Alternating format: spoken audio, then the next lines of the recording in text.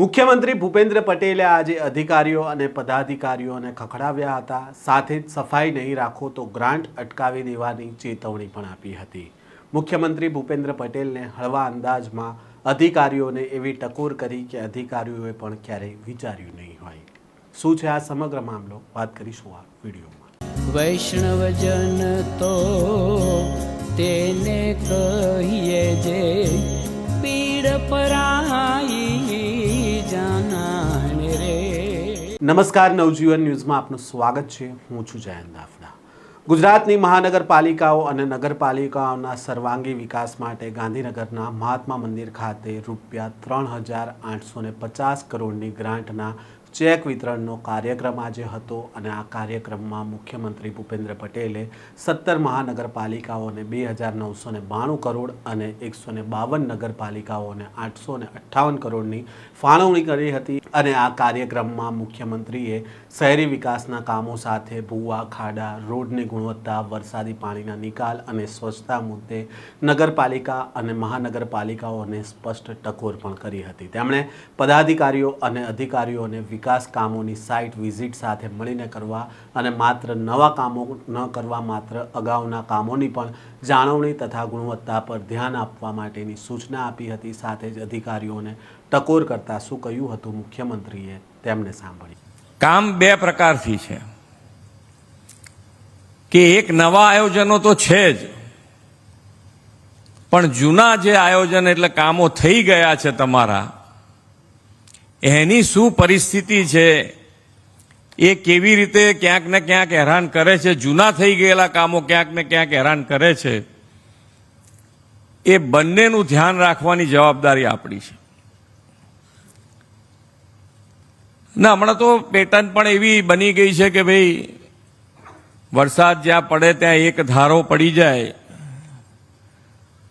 અમદાવાદમાં હું વિસ્તારમાં ગયો તો હવે એ વિસ્તાર, નગરપાલિકાનો વિસ્તાર હમણાં જ મહાનગરપાલિકામાં ભેળવ્યો અને મહાનગરપાલિકામાં ભેળવ્યો. હજુ એની ફેસિલિટીઝ બધી ધીમે ધીમે મહાનગરપાલિકા એમાં વધારી રહી હોય, પણ જે વરસાદ પડ્યો 21 ઇંચ વરસાદ એક જ જગ્યાએ નગરપાલિકા વિસ્તારમાં, એટલે એની કોઈ કેપેસિટી ના હોય, મહાનગરપાલિકાની એ કેપેસિટી ના હોય કે આટલો બધો વરસાદ એક જ ધારો એક જ વખતમાં પડી જાય.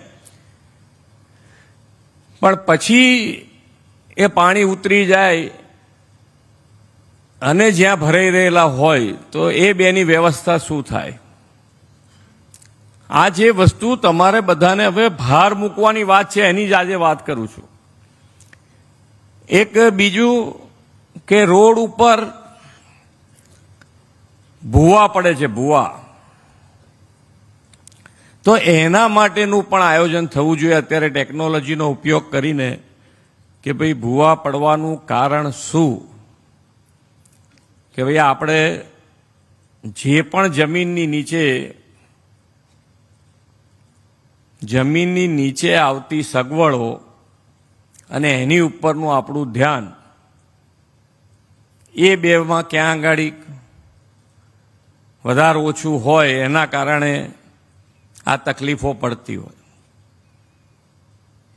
અને એક કારણ કે ભાઈ મેઇન હોલ અને મેઇન હોલની આજુબાજુ, મેઇન હોલ ઘણા બધા ઊંડા હોય છે એક તો, અને એ ચણતરની ઈંટોના કારણે હવે મને લાગે છે આપણે પહેલાં ગેસની પાઇપો બહાર કાઢતા તો એ બંધ કરી દીધી છે,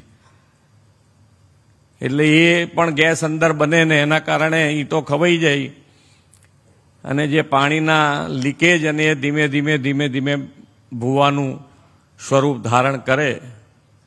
તો એનો પણ ઉપાય આપણે આજથી શોધવો જોઈએ અને ફરીથી એની ઉપર કામ થવું જોઈએ. અને બજેટ અહીંયાથી હું જોતો હતો તો બધા લગભગ નાની નગરપાલિકાઓના જે લિસ્ટ છે ને, એને 4-4 કરોડ, 5-5 કરોડ, 6-6 કરોડ રૂપિયા આપવાના છે.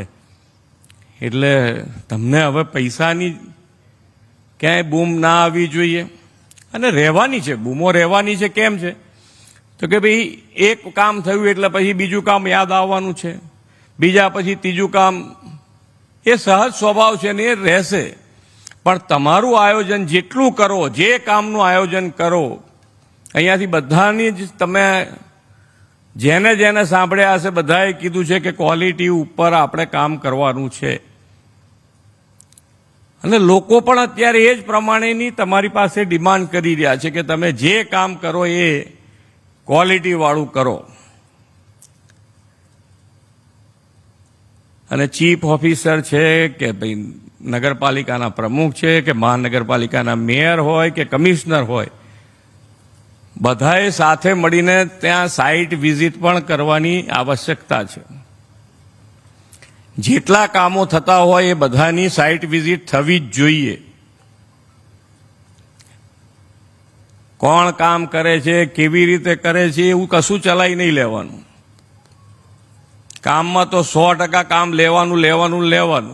અમે દર વખતે કહેતા રહીએ છીએ, એમાંથી થોડો સુધારો જોવાય મળે છે. પણ એ તમારા બધાના મગજમાં આવવું જોઈએ કે ના, આપણે હવે આ જ પ્રમાણે કામ લેવું છે. બધા એક અવાજે એક લાઈનમાં કામ થવાનું શરૂ કરે તો જેમ અત્યારે પૈસા તમને જે પ્રમાણે મળી રહ્યા છે 3 કરોડ 5 કરોડ કે 50 કરોડ 55 કરોડ, મહાનગરપાલિકાઓના 55 કરોડના ચેકો છે આજે અહીંયાથી હું. તો એનો સદુપયોગ પ્રજાજનો માટે થાય.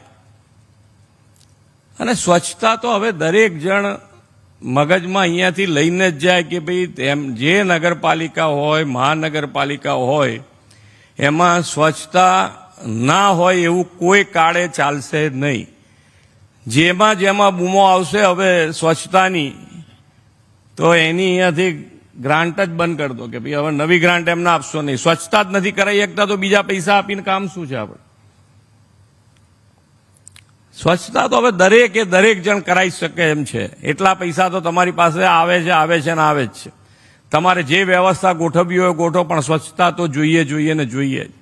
અમદાવાદમાં આ વખતે વરસાદના પાણી જે રીતે ભરાયા હતા તેને લઈને પણ અધિકારીઓને ટકોર કરી હતી અને તેમણે કહ્યું કે હવે પાણી ભરાવાની સમસ્યાનો ઉકેલ શોધો. શહેરમાં રસ્તા પર પડતા ભૂવા અંગે મુખ્યમંત્રીએ અધિકારીઓને સ્પષ્ટ સૂચના આપી હતી કે ભૂવા પડ્યા બાદ તેને પૂરવાની કામગીરી કરતા ભૂવા પડવાના કારણો શું છે તે પણ શોધવામાં આવે અને કાયમી નિરાકરણ લાવવાની જરૂરિયાત તેમણે વ્યક્ત કરી હતી. સાથે તેમણે એવી ચેતવણી પણ આપી હતી કે જે નગરપાલિકા સ્વચ્છતા નહીં રાખે તેને મળતી ગ્રાન્ટ પણ અટકાવી દેવામાં આવશે. આમ અધિકારીઓને હળવા અંદાજમાં ટકોર કરતા જે અધિકારીઓ હાજર હતા તેમણે પણ મૂંઝવણમાં મુકાયા હતા, કારણ કે તેમને અપેક્ષા ન હતી કે મુખ્યમંત્રી દ્વારા આ પ્રકારની ટકોર છે તે તેમને કરવામાં આવશે. આ પ્રકારના સમાચાર સાથે ફરી મળીશું. નવજીવન ન્યૂઝ સાથે જોડાયેલા રહેજો.